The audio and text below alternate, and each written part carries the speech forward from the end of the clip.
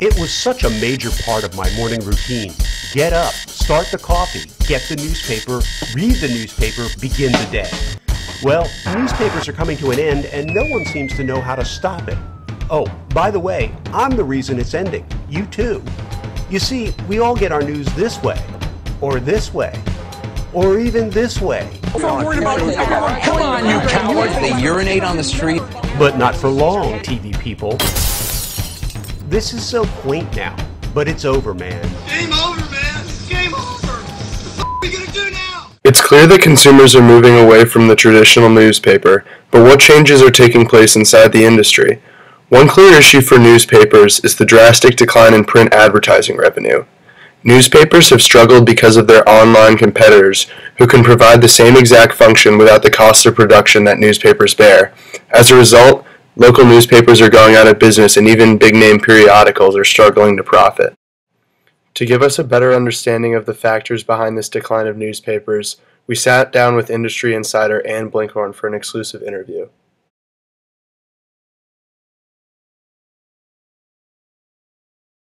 I've spent my entire professional career in the media industry. I began my career as an executive with the New York Times Company, and I now am an executive recruiter working on senior level searches for both traditional media companies and emerging digital media companies. Well, the transition and transformation of media has been underway for some time, but the impact on newspaper companies began to be felt in the mid-1990s with the emergence of the consumer internet and with the proliferation of database marketing and enhanced targeting capabilities on the part of marketers and advertisers. Really, the decline and negative impact on the industry became especially severe after the fiscal collapse in 2008. That literally wiped out the classified advertising revenue stream for newspapers and really accounts for the number of bankruptcies you've seen in the newspaper sector.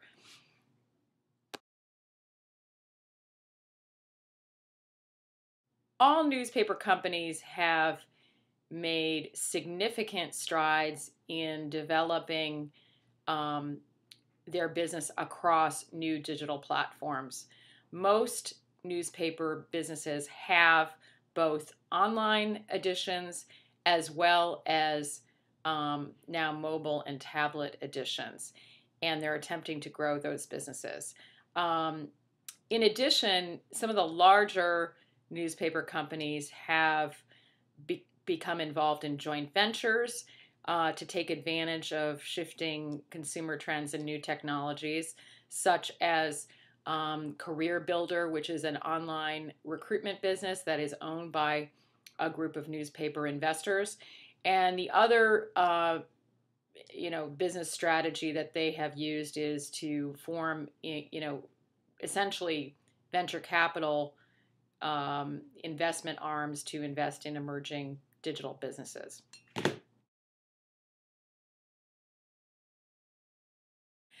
I do think that there will be news organizations that thrive and survive in a digital age.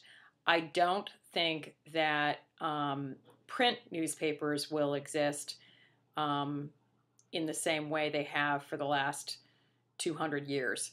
I think that for certain companies, maybe small community newspapers that have very entrenched positions in their geographies, there may be a need to continue to provide a print product for a certain segment of their readership, but it will be a much smaller portion of their overall business. The preponderance of the business will be online and mobile. Likewise, I think national newspapers like USA Today and the Wall Street Journal and the New York Times will have a very, very small print distribution and will, again, be predominantly digital.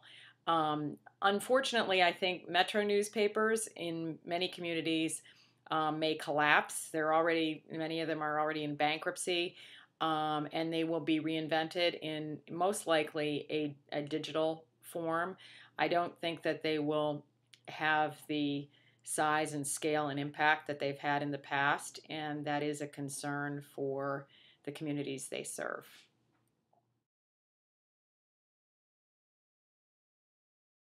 That's a very big question, and a lot of people are trying to come to grips with the answer to that question. On the one hand, the internet has allowed for a proliferation of voices and news sources, which is a positive development for users. They have more choice than ever before in terms of gaining access to breaking news and information on a real-time basis.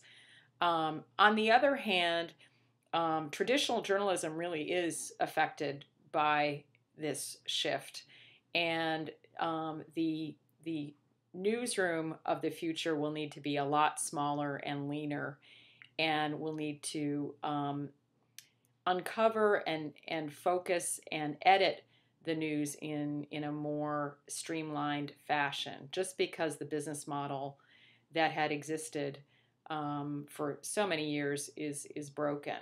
So on the one hand, again, positive developments because more news sources are available. On the negative side, traditional high-quality journalism is threatened because the traditional newspaper business model is broken.